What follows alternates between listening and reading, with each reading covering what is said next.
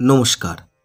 সত্যমঙ্গল চ্যানেলের সকল দর্শক এবং শ্রোতা বন্ধুদের জানাই আন্তরিক শ্রদ্ধা ও ভালোবাসা। আজ আমরা এই ভিডিওর মাধ্যমে একটি গুরুত্বপূর্ণ বিষয়ের উপর আলোচনা করব।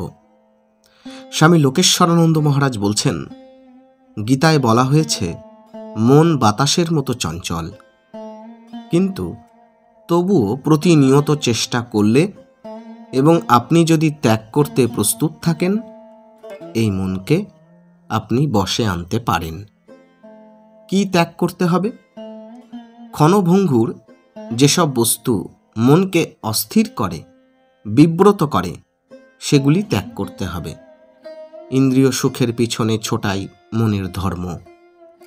সে সুখ যদি মন্দ এবং বিপজ্জনক হয়, তাহলেও মন তারই পেছনে ছুটবে। আশ্চর্যের ব্যাপার এই, আমরা জানি ওই আপাত মধুর সুখের দিকে হাত না বাড়ানোই মঙ্গল, কিন্তু তা সত্ত্বেও ওই সুখ না চেয়ে আমরা পারি না। চণ্ডীতে সমাধি নামক এক বৈশ্যের কথা আছে। তারও ওই দুরবস্থা।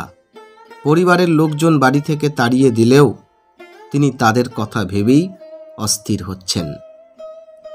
মানুষের আচরণে এই যে অসঙ্গতি, এর কারণ অবিদ্যা, অর্থাৎ আত্মার প্রকৃত স্বরূপ না জানা।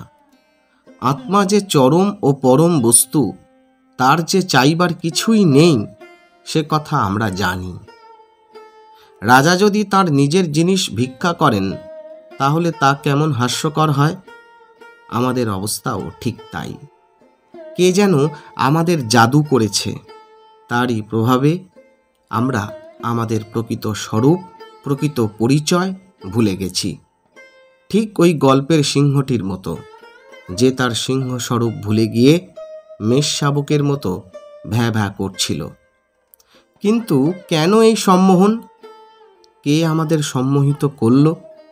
এই সব প্রশ্নের উত্তর আমাদের আচার্যরা দিতে চান না। এ প্রসঙ্গে বুদ্ধদেবের দৃষ্টান্ত দেওয়া যায়।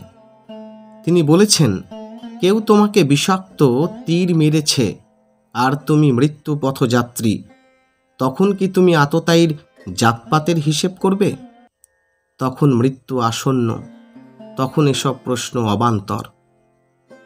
তখন তোমার প্রথম ও সর্বপ্রধান কর্তব্য নিজেকে বাঁচানো। গীতা বলছেন, আপনি চাইলে আপনাকে বাঁচাতে পারেন, তবে আপনি নিজেকে বাঁচাবেন কিনা তা সম্পূর্ণভাবে আপনার উপরই নির্ভর করছে। আপনি আপনার বন্ধু, আবার আপনি আপনার শত্রু।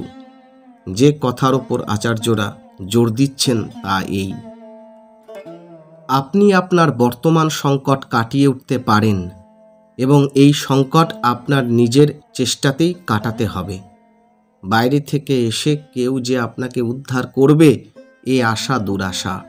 এ মিথ্যা প্রবোধের স্থান আমাদের দর্শনে নেই। প্রশ্ন হতে পারে, গুরুও কি সাহায্য করতে পারেন না?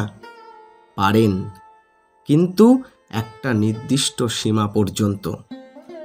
একজন অভিজ্ঞ ব্যক্তি হিসাবে তিনি পথ দেখাতে পারেন, উপদেশ দিতে পারেন, কিন্তু ওই পর্যন্তই। আসল সংগ্রাম একাকী আপনাকেই করতে হবে। আপনার ভিতরে অফুরন্ত শক্তি রয়েছে, বাইরে থেকে সাহায্য আসবে এই প্রত্যাশায় বসে না থেকে সেই শক্তির সদ্ব্যবহার করুন। এই আমাদের দর্শনের সার কথা। যেহেতু আমি নিজেই নিজেকে রক্ষা করতে পারি এবং আর কেউই আমার সমস্যার সমাধান করতে পারবে না, সেহেতু আমাদের বাস্তব বুদ্ধি সম্পন্ন গুরুরা কবে থেকে আমার অজ্ঞানতা শুরু, এই জাতীয় জটিল দার্শনিক প্রশ্নের পেছনে সময় নষ্ট করা একেবারেই পছন্দ করেন না। তারা চান আপনি এখনই আপনার সমস্যা সমাধানের জন্য উঠে পড়ে লাগুন। তাদের উপদেশ হলো, আপনি কেমন করে বা কী কারণে নিজের পরিচয় ভুলে গেলেন তা অবশ্যই একটা গুরুত্বপূর্ণ প্রশ্ন, কিন্তু ওটা পরে জানলেও চলবে। আগে নিজেকে জানুন। নিজেকে জানলে পরে কথা মনে করে আপনার নিজেরই হাসি পাবে যে কি করে এতকাল আপনি মনের দাসত্ব করে এসেছেন। দুঃস্বপ্ন ভাঙার পর এরকম একটা অনুভূতি হয়।